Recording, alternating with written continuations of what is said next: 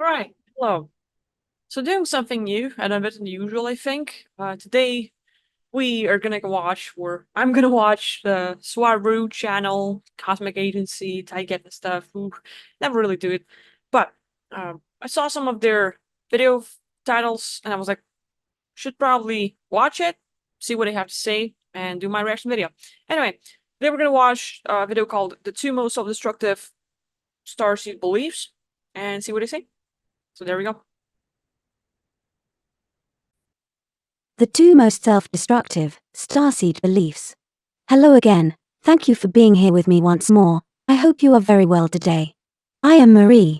This information can be seen as science fiction, or as the viewer sees best, and I post it for entertainment purposes only.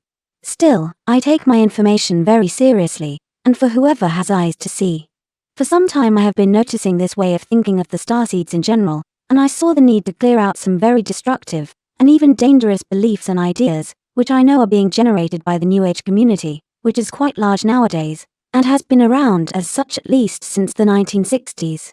Unfortunately, most people who listen to my YouTube channel translate what they have learnt elsewhere to what I say here, most of the time without paying much attention to the entire context I am trying to convey, especially because I can't put so much information into every video. Therefore, watching several ends up being essential for anyone to understand what I am talking about. The information my group and I have been trying to pass on to you is so extensive, so large, that even after more than 6 years of work, we haven't been able to pass on any significant percentage of all there is, and I am well aware that we will never actually finish. But, as I said above, the main problem here is that most people interpret what I say through the lens of what the New Age community is pushing out there, that more often than not, it has nothing to do with what I am saying, to the point where I can't entirely agree with most of it as well. This causes many people to crash and to feel a lot of resistance to what I am saying, but so be it, because, unlike what other people claim about me and my group, we are not a New Age group. I am not sharing New Age anything, even though I may still agree with some of the concepts they are pushing so eloquently. I am not New Age. I am telling you my first-hand everyday experience as a person not from Earth, but who has had experience living there as one of you. So I have detected at least two very dangerous beliefs that are stopping star seeds from growing in every way, be it there in the matrix of Earth, or growing spiritually, and that has caused a lot of friction with my group, especially in the past, yet now as well. The first one is the concept that your life was pre-planned before you incarnated. This concept is being pushed all over the New Age community, and I believe the person who has pushed it the most is Dolores Cannon, whom I deeply respect and admire, and I will use her as an example for what I will say next, simply because I know that so many researchers and New Age gurus base their information and beliefs on her work, almost blindly, as if it were gospel. Yet there are many things in her work that I cannot agree with, but it is not a simple case of agreeing or disagreeing, with a dualistic mentality of one thing or the other, as these subjects tend to be extremely complex and may change from one point of view to the next, even while being studied by the very same person. Cannon's work is based on hypnotic regressions, which are useful yet not entirely reliable. See, Cannon refused to regress people who have been regressed before by other researchers. I find this interesting because she refused to work with those because they already had hypnotherapist implanted concepts that would alter the final results, as if she did not do the exact same, simply because she was also regressing people. This caused her results would also be biased in her favor, because all the regressions would be influenced by her, no matter how careful she was, not to unwillingly implant anything onto the subjects, and I know she was very careful not to do so. Her refusal to regress anyone who had been regressed by another researcher forced all her results to be congruent with one another. Another problem is that even when, or even if the results would be 100% accurate, they would only convey a partial understanding of the complexities of the afterlife. And this is where the concept that states that your life is pre-planned. Yeah, here's the thing. A lot of people, those that are going deep into the rabbit holes and do thorough research, that's really good. But there are many who will read the headlines and listen to one or two videos and assume that, yeah, kind of sounds right because of the way they reflect on their life or things they have heard from their surroundings, or the information that they've currently encountered matches some of the headlines or a few paragraphs they have read somewhere. People don't go in a very deep research anymore. Most of them don't. And so our worldview is being created by a lot of assumptions and things we've heard from here and there, and this is how it all works for most people. And here I can agree.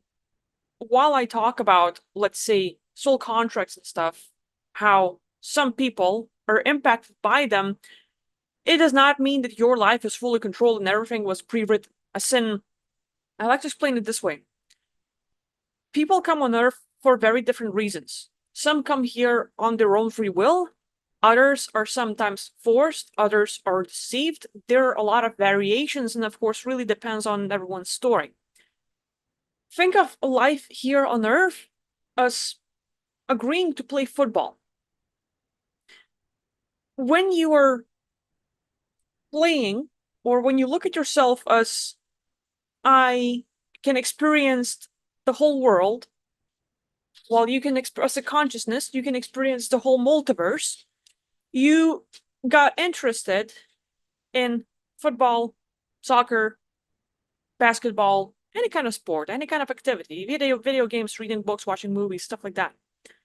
And so you agree that you want to experience it and try it out for your own, try it out for yourself, see how it works firsthand. And from there, you go into, okay, so I agree that I'm going to play football, meaning I'm going to come on Earth, for example. You do not know that while playing soccer, football, or basketball, or any kind of sport, that while your goal will be to get the ball into the gate or get some points while you're trying to score and achieve something, you will encounter other players who will go against you. So yeah, there will be challenges. But you did not agree and decide that I'm going to play and I'm going to break my leg and I'm going to get injured and this is my life story. So people come on Earth agreeing that there is something they want to do or they have an interest and they want to have an experience, but they do not agree to have the trauma. They do not agree to suffer. They do not agree to be rape victims. They do not agree to have their life fully controlled or ran by some script. It doesn't work like that. But depending on your beliefs and what you have experienced as a consciousness and how you put yourself in a vessel and things you focus on and things that your surroundings and shaped you into, you can decide that, well, I'm a godlike being. I choose to come on Earth. But at the same time, last few other aspects that I've connected to and played life in other places, I've experienced issues with relationships. Ergo, based on those few repetitive experiences, I make an assumption or a decision that relationships are hard, that people cannot be trusted.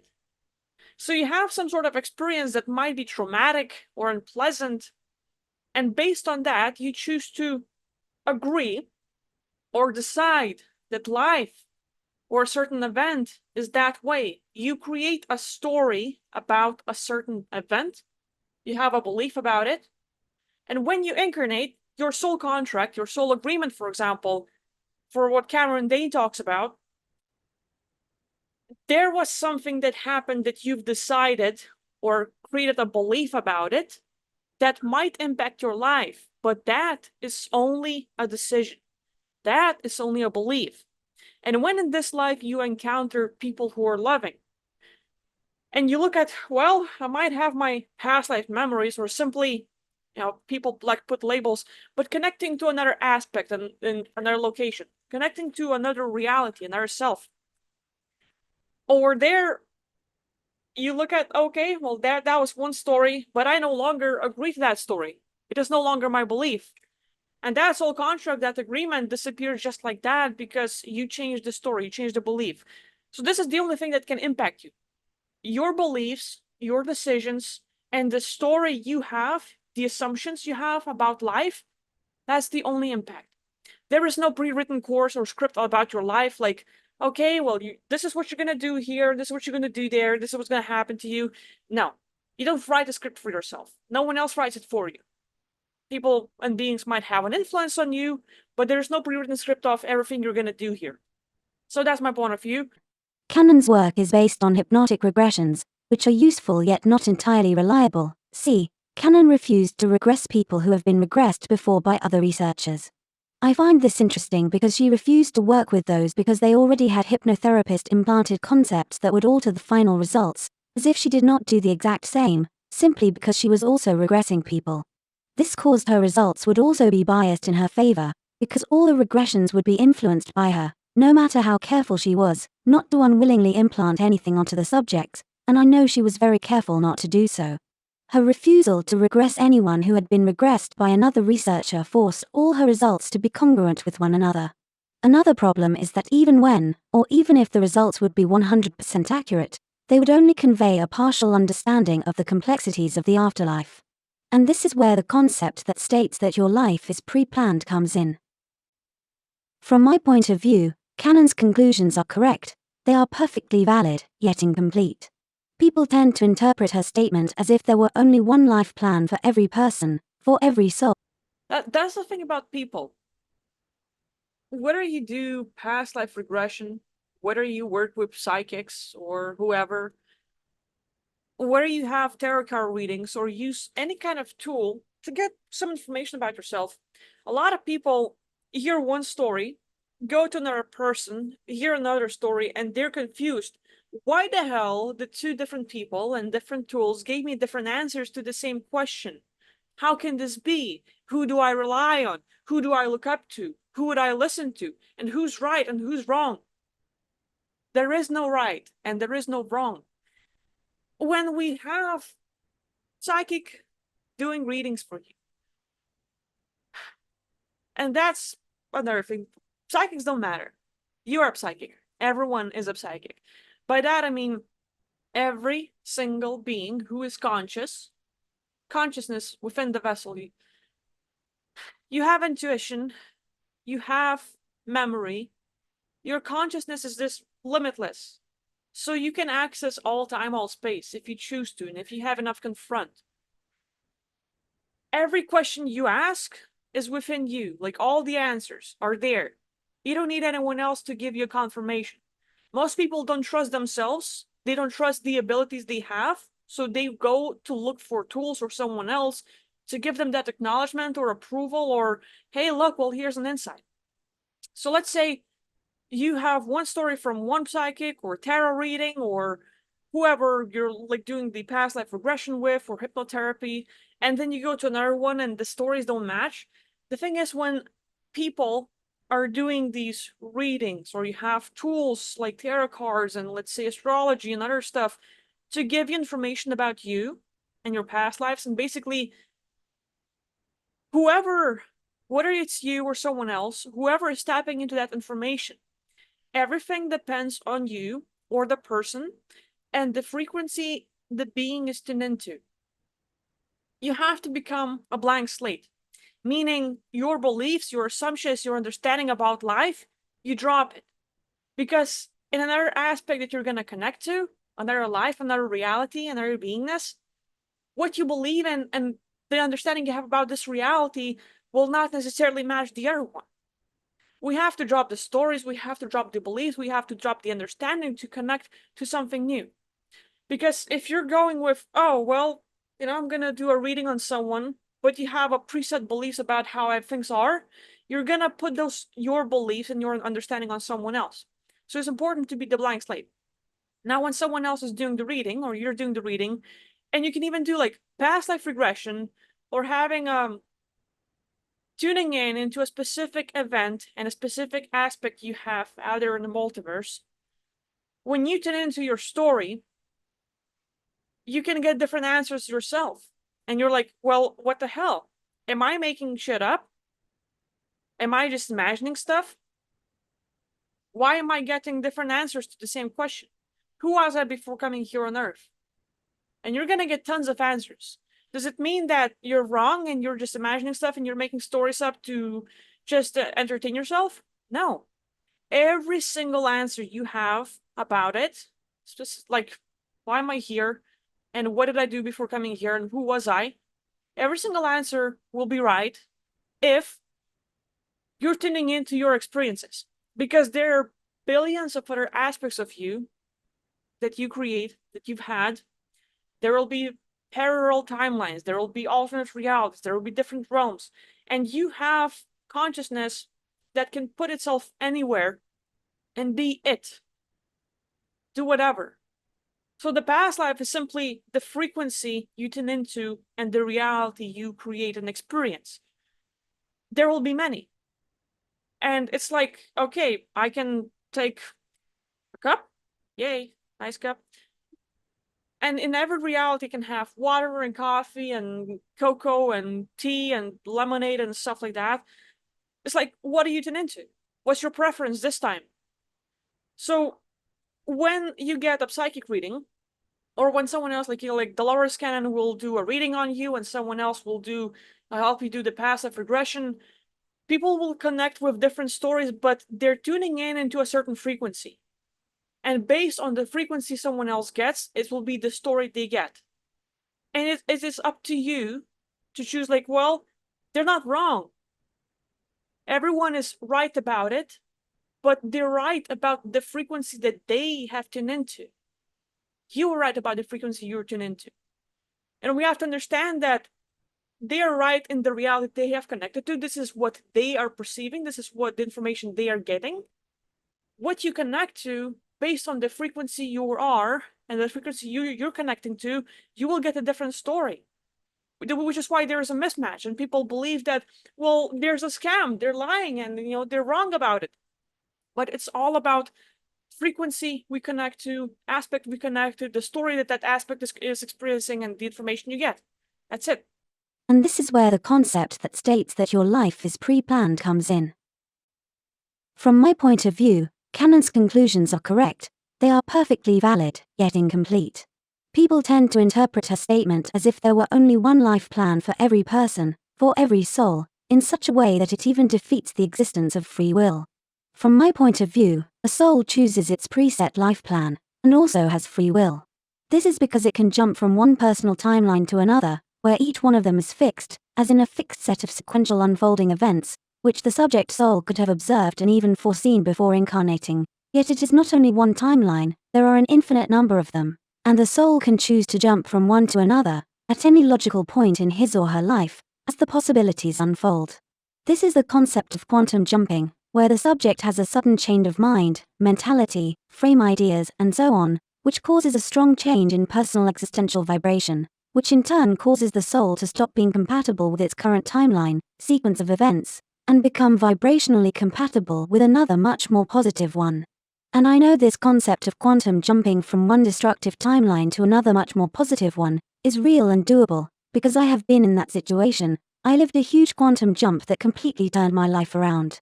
Fairly recently, I was a shy, skinny, frightened girl, feeling useless in life with nothing to offer, and a burden to others, and sinking in my insecurities, thinking I had no future.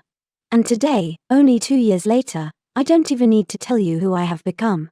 Get this straight, there is nothing in me that you do not have. We have the same potential, so you can do the same, and you can turn your life around as I did. And if you are thinking that I have an unfair advantage because I live in a holistic society full of potential, and free stuff and starships, think again, as things are not as nice and as free of problems as you are led to think. And that is the second most destructive idea starseeds hold, and I will talk about it later on. Coming back to the first destructive starseed belief, the concept that life plans are set in stone and that each soul incarnates to have that hard unwanted experience, causes a strong spiritual stagnation, where the subject loses his or her life drive and motivation to work and fight for better circumstances. Thinking that one's life is preset, because the soul chose it from a point of view where time and space hold no value, therefore can look ahead and see what experiences it will have during its next incarnation, causes the subject to fall into a deterministic helpless victim mentality. As I said above, So I'd say, like, yeah, sounds about right. And that's another thing where people are too focused on their past lives. Who's my soul family? Who was my past life? Fixing my past life stuff. You don't need that. Like, quantum jumping, in like Swarru said, there is a part of her that, based on beliefs and how she saw herself and her perception of world reality herself, One thing is what she had a few years ago, quantum jumping, and who she is right now. All it is not going in certain timelines and fixing your past lives and rewriting the story. It is literally like opening up a new page and deciding that stuff you experienced before is no longer your story. Yes, it happened. Let's not deny it. Acknowledge. Yes, it happened. I no longer choose to be a victim. I no longer choose to be a warrior in duality, playing between the good and bad, right and wrong. From now on, in this new page, as I am creating my own story, I'm gonna be, and then you go, a limitless being, a creator, a healer, something that fits your understanding and worldview. And while people are so focused on having to fix everything, in a way, it's a waste of time. Because quantum jumping, reality shifting, all that jazz, all it is you deciding that that old story you have, while it happened, it is no longer going to impact your life because you've just made a new decision to write a new story about yourself. Like, your life is a book. You're the writer. You're the creator. Everything you have experienced from the moment you were born up until now, you're writing a story. Well, my name is Jim or Jules, and here's what I've experienced, and I've been through traumas, and da da da da da. And it's the story we tell ourselves every day about who we are, what we're experiencing, what we're feeling, what we're seeing, the life around us. And then at some point, we created a setting about the character we're playing, and we're kind of victimizing ourselves. Well, there was this trauma, and here's what it like shaped me into, and here's how it impacts my life, and based on that my character is acting this way. So every time I encounter a certain situation, I'm gonna feel this way. And we have limitations, and it's not like you can change overnight and it's no longer gonna impact you, but think of it like as a muscle. You look at that story and like, I don't like that character. If you were reading a comic book, watching a movie about a superhero, and here's the superhero gonna save the day, gonna save a kid, and there's a chance the hero has the powers, has the abilities, time and place, everything's there. The scenario, the scene, everything's set up for you to do your job. And that hero goes into, I can just pick up the kid and, can avoid the accident. But, well, there's what my mom told me. And here's what I've heard from my siblings. And then the school shaped me this way. And then I cried. And then I hate life. And then there's this. And you focused on stuff that happened to you. And instead of, I'm a hero, just gonna pick up the kid and save the day, you went into going into the old beliefs. And you're watching a movie like that and like, well, that's a messed up hero. I don't want to watch it. Kind of sucks. I would not like to be that. Exactly.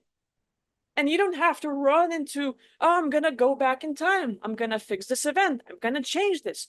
All you have to do is, from now on, current moment. That old stuff that happened, that story, the character you were playing, you no longer have to be it. Change, right now. And into Swarru, whatever she was experiencing, she tapped into, it's no longer my story, no longer my decision, no longer my belief. She tapped into this new awareness, new perspective, new character she wants to play, and there's this, manifesting her reality the way she wants. And that is the second most destructive idea starseeds hold, and I will talk about it later on. Coming back to the first destructive starseed belief, the concept that life plans are set in stone and that each soul incarnates to have that hard unwanted experience, causes a strong spiritual stagnation, where the subject loses his or her life drive and motivation to work and fight for better circumstances. Thinking that one's life is preset, because the soul chose it from a point of view where time and space hold no value, therefore can look ahead and see what experiences it will have during its next incarnation, causes the subject to fall into a deterministic helpless victim mentality. As I said above, it can be pre-planned and also changed to another pre-planned different set of events, a different life timeline. So canon is right, and not, as things in my understanding are more complicated than a simple black or white approach, as you mustn't think in duality terms, because you are not a computer hugging its ones and zeros. For me, this means that even though from a much more expanded point of view lives are pre-planned, From any practical point of view, from our experience within one, we do have free will and complete control over what we will experience. All we must do is take advantage of every opportunity that comes along, to start moving the rudder of our lives in the desired direction, and if there are apparently no opportunities, then we must make them. Each small step will lead to more opportunities opening, which will lead to even more of them as we move along.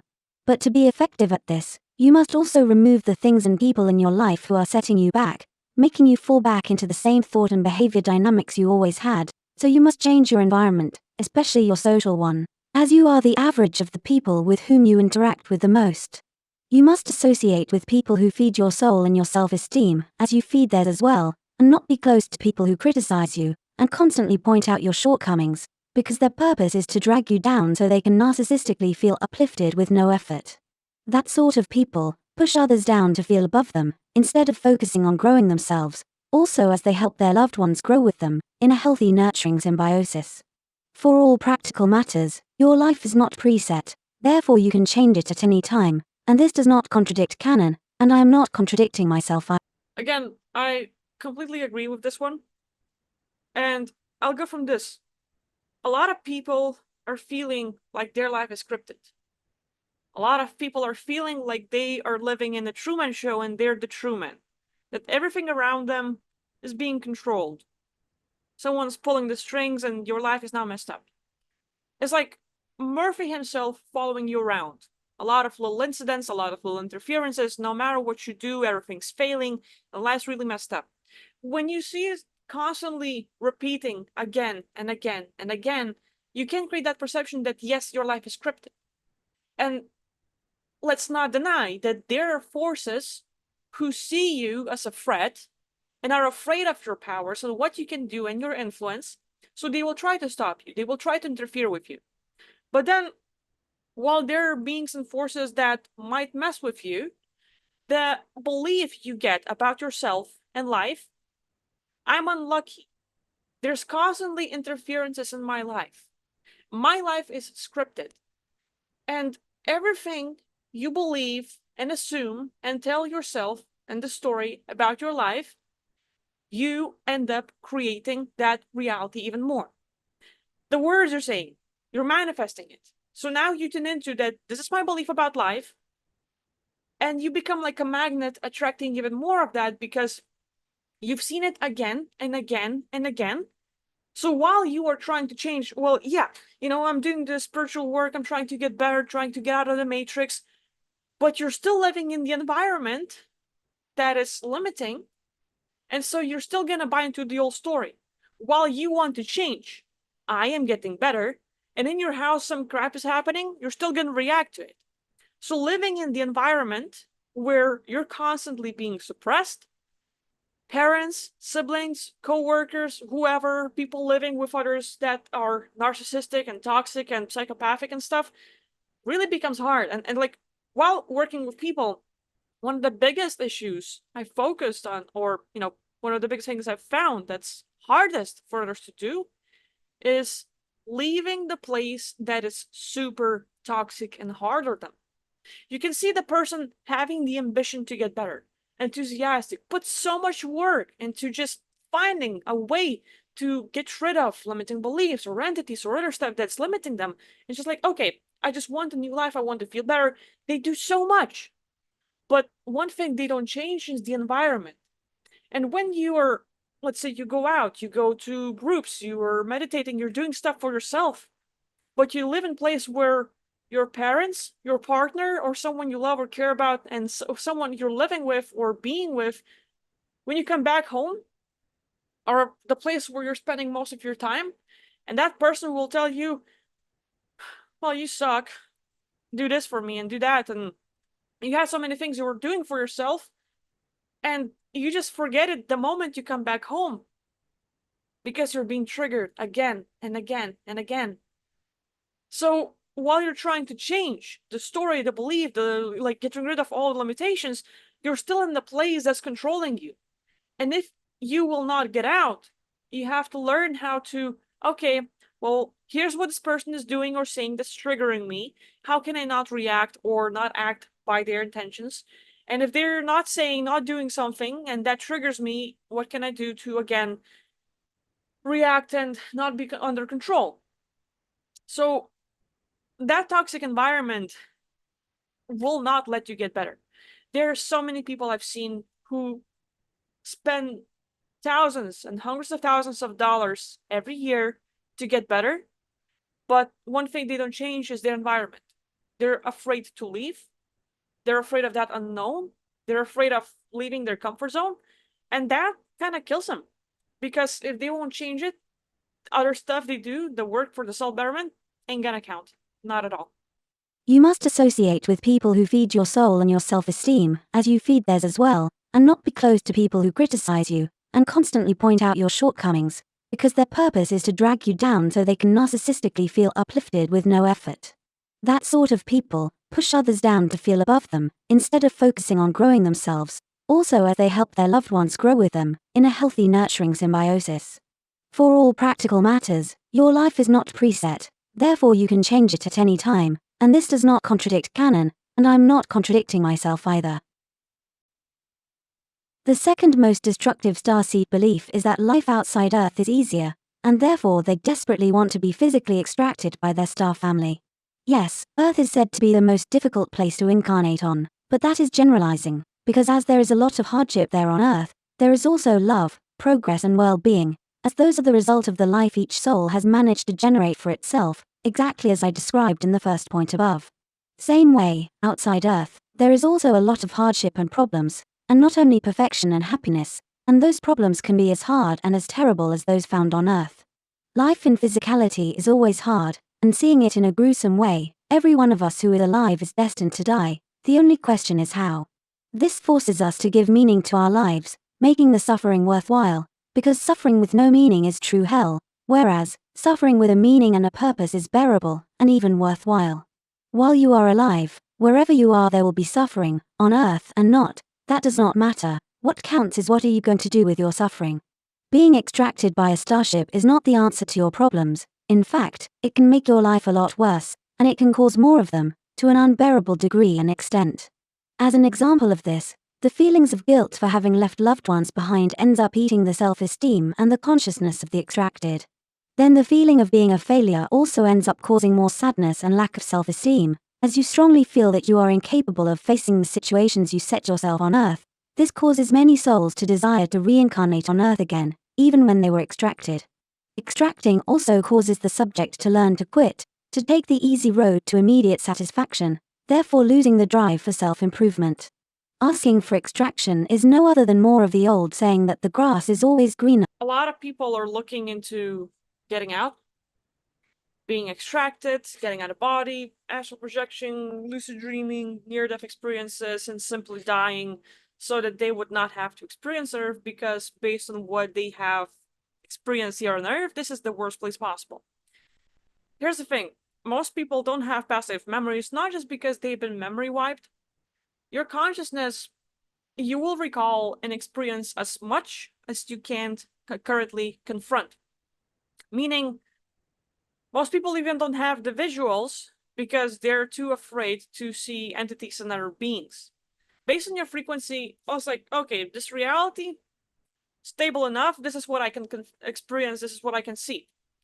For other people, they have visuals. So it's like they have the physical reality they see, but it's also the energy and spirit guides and angelic beings and other entity-looking figures and stuff.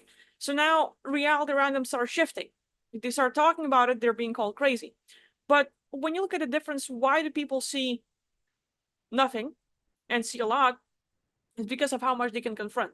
If you were right now sitting in your car listening to this, if you were laying in bed, if you were just trying to relax on the couch or somewhere, just like taking it easy, and all of a sudden right in front of you, a creepy ass being popped up and scared the hell out of you. Like, you would not want to be sitting reading a book, and out of the book jumps out this creepy face.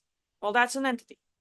And you're just there, like, getting your morning coffee. You walk into the kitchen, you grab your milk, you pour it into the cup, you turn back into your fridge, and all of a sudden, next to the fridge, there's massive reptilian, looking real as can be, standing right in front of you, and it's like, holy cow, I've been alone in my house, and there's this creepy-ass being, what the hell? And what do I do about it? Where's my gun?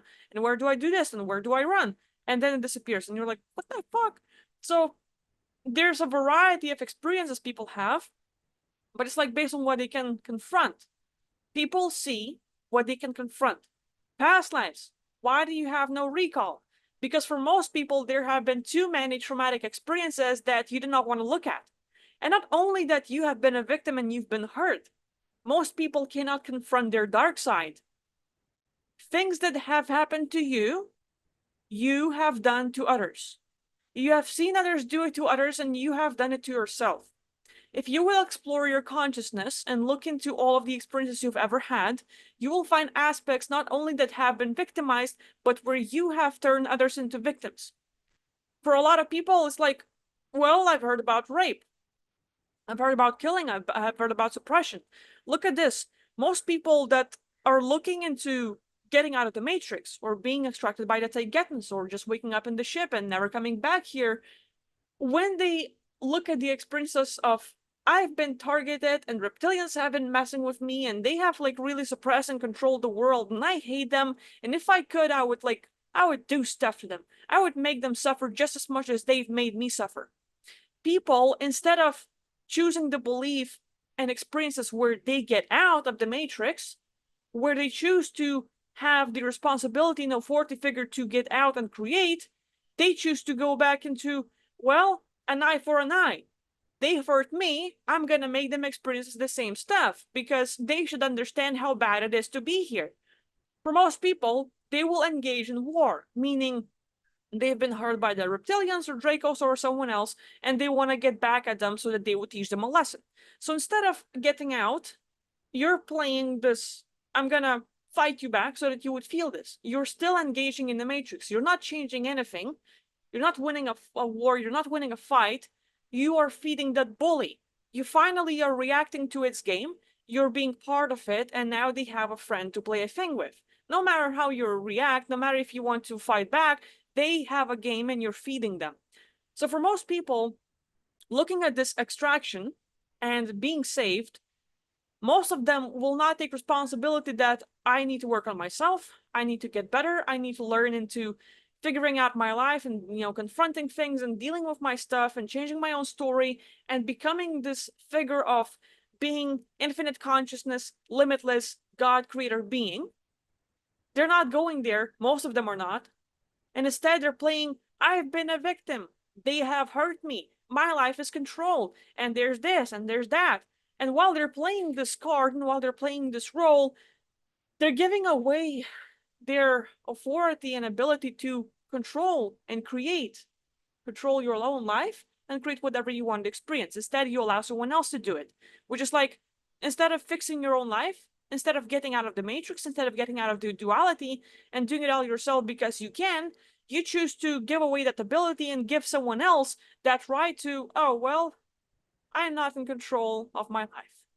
Someone else is running this vehicle, and I'm only reacting to it, and I'm experiencing it, but I'm not part of controlling the story. You can, if you choose to, and for a lot of people it's hard.